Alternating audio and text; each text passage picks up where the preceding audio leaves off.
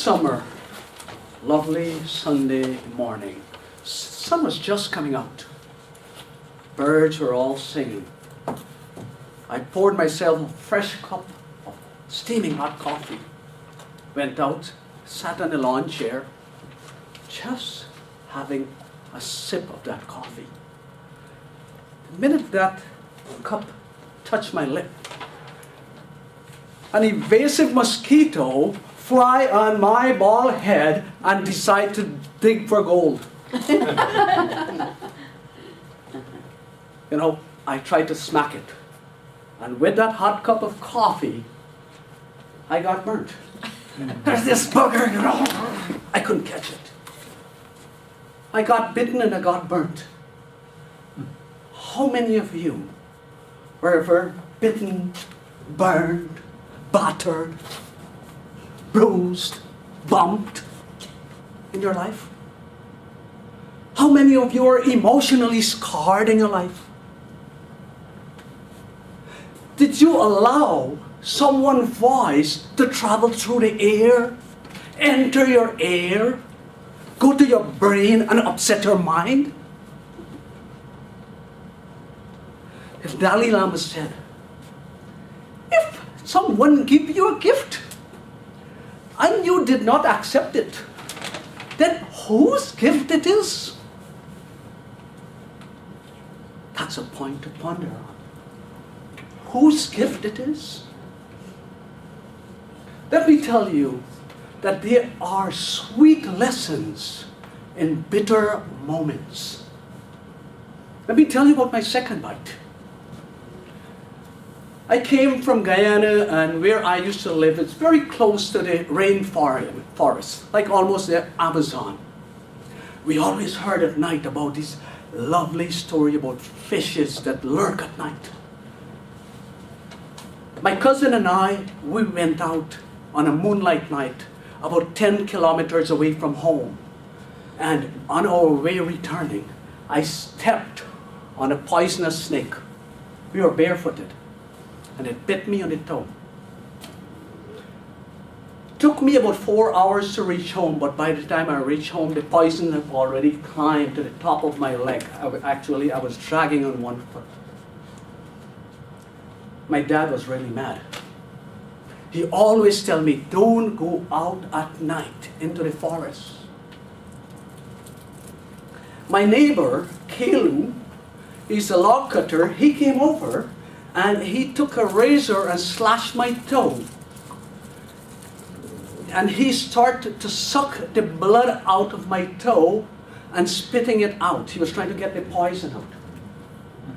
I was rushed to the hospital, where I spent 7 days and 7 nights moving in and out of consciousness. It's a beautiful feeling when you're moving that way. You feel you can actually fly. You can actually see everything. And I can remember this incident very vividly. I learned 4 lessons from that incident. 1, I learned that if you do not learn your lesson the easy way, each time the lesson becomes more and more difficult. That's the universal way. Had I listened to my dad, I would not have to go through the pain that I endure to get that gain. I learned another lesson. The other lesson that I learned is that listen to your elders. Sometimes they know more than you. And we always think as younger people that our parents are always stupid. Right? Isn't that true? A next lesson that is very important that I learned here. Don't step on snakes. You see, in life sometime, we reach situations that are poisonous relationships. It might be wise to walk away from those relationships and don't stay there. During my time in the hospital, in the ward, there were many children that did not make it.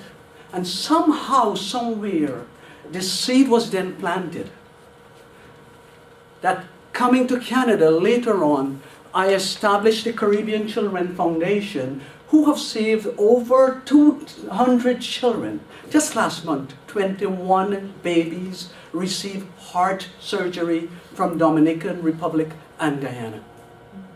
That's the demand. But hadn't that seed planted, I wouldn't have been better. Right?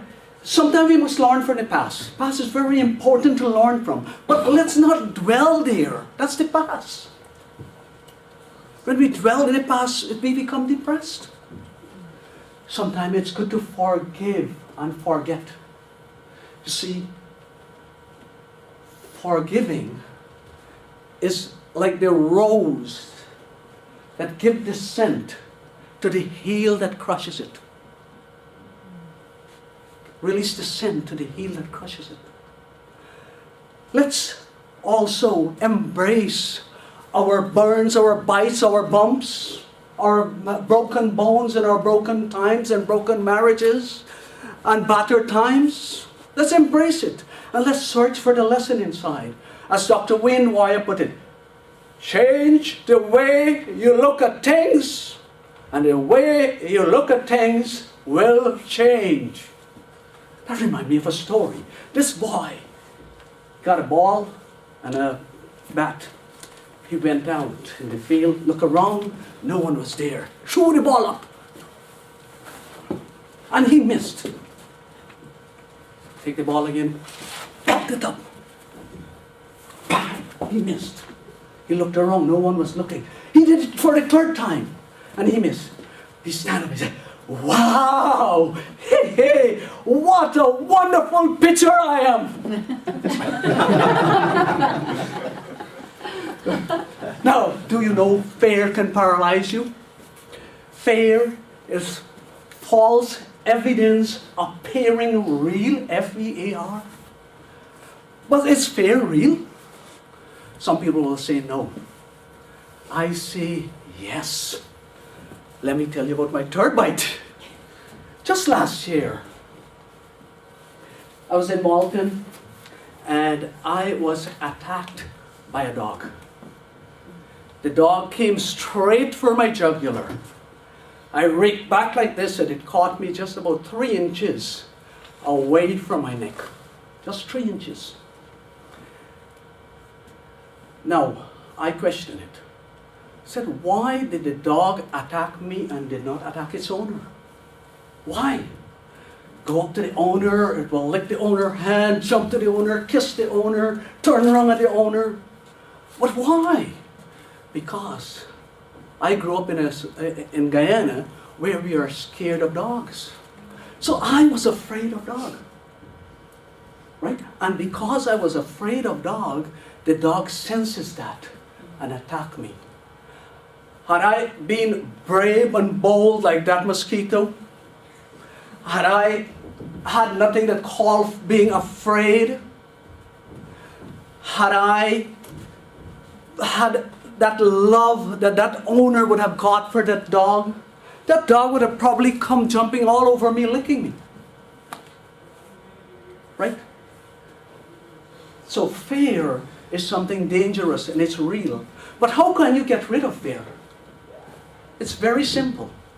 You walk towards your fear without fear and it will disappear. It's the same way that at the crack of light, darkness disappear. So my fellow friends and Toastmasters, I want to leave you with one message. When you got your bumps and your bruises and your battered moments, take a second look at the lessons. Unwrap it. Look inside.